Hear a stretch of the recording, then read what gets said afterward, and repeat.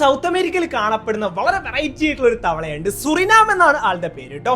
എന്നാണെങ്കിലും ഈ ഒരു തവള അടുത്ത തന്റെ ജനറേഷനെ ഉണ്ടാക്കുന്ന രീതി എന്ന് പറഞ്ഞാൽ വളരെ രസകരമായിട്ടുള്ള ഒരു രീതിയിലാണ്, ഭയങ്കര ഇൻട്രസ്റ്റിംഗ് ആയിട്ടുള്ള ഒരു രീതിയിലാണ്.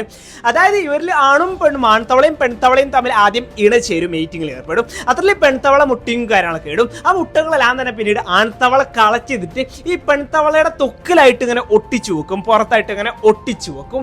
അതിനുശേഷം കുറച്ച് ദിവസങ്ങൾ കഴിഞ്ഞ് കഴിഞ്ഞാൽ ആ തൊക്കിന്റെ അകത്തോട്ട് തന്നെ, ഒരു തൊലിന്റെ അകത്തിലോട്ട് തന്നെ ആ മുട്ടകളെല്ലാം തന്നെ ഉള്ളിലോട്ട് ഇങ്ങനെ ഊർന്ന് ഇറങ്ങിപ്പോവും.